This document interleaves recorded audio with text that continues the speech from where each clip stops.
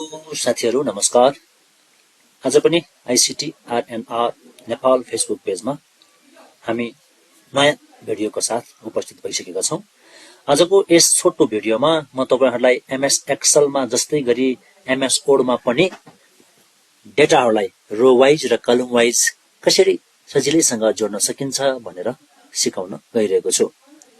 साथीहरू, यहाँ मैले एमएस वर्डमा एउटा टेबल इन्सर्ट गरिसकेको छु, जहाँ केही विद्यार्थीको नाम र उनीहरूले अब्टेन गरेको विभिन्न विषयको अंकहरू इन्ट्री गरिएको छ। अब यस टेबलमा हामीलाई यो अब्टेन मार्क्सलाई जोडेर देखाउनु पर्नेछ। ल साथीहरू, तपाईहरुले ध्यान दिएर हेर्नु होला। हामीले विनयको सम्पूर्ण विषयमा आएको मार्क्स जोड्नको लागि यी टोटल विनयकै टोटल सेलमा गएर सर्टकट की अल्ट ए अनि ओ प्रेस गर्छौं। यसो गर्दा हामीलाई एउटा फर्मुला डायलग बक्स डिस्प्ले हुन्छ, जहाँ चाहिँ सम लेफ्ट भनेर एउटा फर्मुला शो गर्छ। यसको मतलब हुन्छ लेफ्टको डाटाहरुलाई सम गरिदेऊ भन्ने बुझिन्छ। त्यसैले अरु हामीले केही पनि नगरिकन ओके थिचौं भने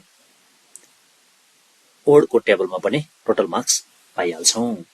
यसैगरी यसलाई हामीले मेनु बारबाट पनि जोड्न सक्छौं। जसको लागि जोड्नुपर्ने सेलमा जानुपर्छ। सबभन्दा पहिला यहाँ कर्सर क्लिक गर्नुहोस्, त्यसपछि टेबल लेआउटमा जानुहोस् अनि टप राइट कर्नरमा फर्मुलामा क्लिक गर्नुहोस्, जहाँ सम एबोभ लेखिएको ठाउँमा डेटाहरु लेफ्ट साइडमा भएकोले अबोभलाई हटाएर लेफ्ट टाइप गर्नुहोस् र ओके गर्नुहोस्।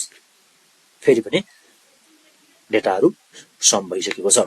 यस्तै गरी हामीले अरु पनि डेटाहरु जोड्न सक्छौं र अब म तपाईहरुलाई कलममा भएको डेटाहरुलाई पनि जोडेर देखाउँछु।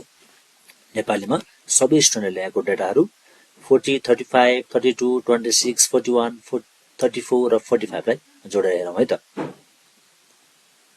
टोटलको ब्ल्याङ्क सेलमा कर्सर क्लिक गर्नुहोस् र फेरि अल्ट ए र ओ प्रेस गर्नुहोस्, जहाँ फर्मुला एपियर हुन्छ सम एबोभ। यहाँ चाहिँ डेटाहरु अबोभमा रहेकोले, माथि रहेकोले अबोभ कमान्ड प्रयोग भएको छ र हामीले ओके थिचेपछि सजिलैसँग आन्सर पाइहाल्छौं। ओके साथीहरु, यसरी नै तपाईहरुले एमएस वर्डमा टेबलमा इन्सर्ट गरिएका डेटाहरुलाई रो वाइज र कलम वाइज डेटाहरु जोडेर आफ्नो समस्याको समाधान गर्न सक्नुहुन्छ।